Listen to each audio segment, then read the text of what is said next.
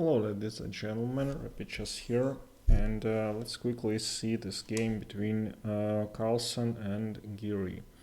So, couple of leaders, Duda, Carlsen. Tomorrow they play each other. I think Magnus plays black, and he won today Anish against Anish Giri, big opening specialist, and this game is interesting in the sense that it was Magnus's prep, and he managed to outplay his opponent not in some middle game but it was like a novelty and new plan, and Giri wasn't ready. Yeah, which makes it like interesting. So Magnus plays d4. Definitely he saved this game, this opening for I don't know, just uses it more than everybody else, I think, right now, because so many players just play e4. And g3 Catalan. Magnus didn't play Catalan, but it is obviously an opening he prepared for the World Championships against Nepomniachtchi, and this Catalan idea is typical Dubov opening. So castles and takes. I also play this variation with black. But I of course don't know anything about it. I played against Donchenko, I will show you just quickly, and I played b5 like Magnus did. a4, b4 is a good move, but I played terribly. I played c6, didn't think about it, took, and he played this move. So this rook is attacked, and I always have this knight to d5, but if I play this, then queen mates. So this is my game against Alexander Donchenko, which I lost terribly. And Magnus played knight a3, which the move which I didn't see a lot. I saw it in different line in this, for instance. So when they take knight d5 here. Takes, something like this. So this I know, and I follow chess a lot, but this is some new move for me. Obviously you want to take this pawn, and black just takes your knight, and you get these terrible pawns here, and this pawn is not attacked. And if this is bullet chess, I'd say that black is better, but again, chess is an amazing game, so that's why even this position is occurring on elite level, and still white plays for a win. So we can say that white has this open file, and they have some kind of tension on against the queen side. Bishop d7. You want to put your bishop on c6. a4, move which I don't understand. Basically this is against b5, but it's not apparent to me, because you allow this. And now if black trades these bishops, then he's fine, but it's not that easy. Bishop a3, developing this tempo. Queen c2, knight to d7. So Magnus still on his prep, and Giri starts thinking. He spent already 15 minutes, but it indicates that he's on his own, and Magnus still playing for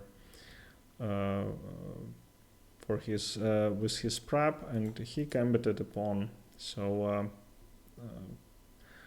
pretty amazing. Rook c1. If you take, then knight to b6 with tempo, and this pawn is attacked, so it's wise decision not to take it. a6, queen takes, queen c3. knight takes and queen b3. So in this position, white's idea is to take on c6, and this knight is attacked, so he has to do something about it. He played queen to d5, and Magnus took the bishop. Yeah, otherwise, I think black could be better. He took, and he played knight to e5, unleashing this bishop. And Magnus sacrificed an exchange, yeah, so it's big sacrifice actually against 2800. He's like 2900 normally, and qualified 2 times with ranking to the candidates. So it's really deep preparation.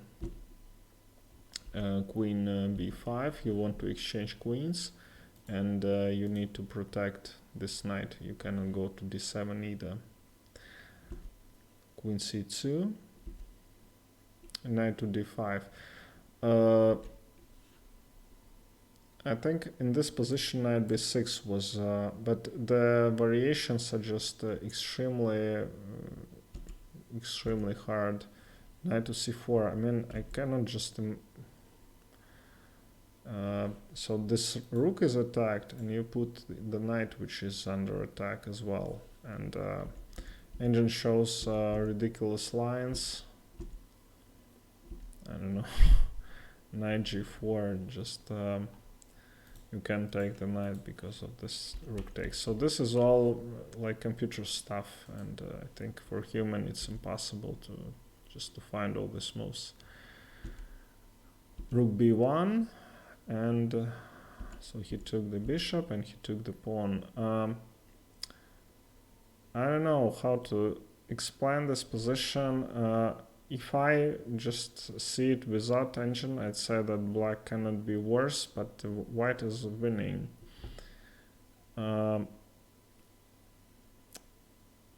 So knight b6, check it. Yeah, queen c7 wins. Yeah, attacking both this pawn and knight, and queen cannot move. If you play something like this, then bishop b4 and queen is trapped. Yeah, so I get so somehow white has just so many threats, and black cannot do anything. So Giri played c5, and Magnus. So in order to save the queen and not get trapped, and queen f5, and engine says that white is completely winning. You cannot defend f7 because you have 3 attackers here, and if you can sacrifice because it made into knight takes f7. So I don't know. Let's move a couple of moves before.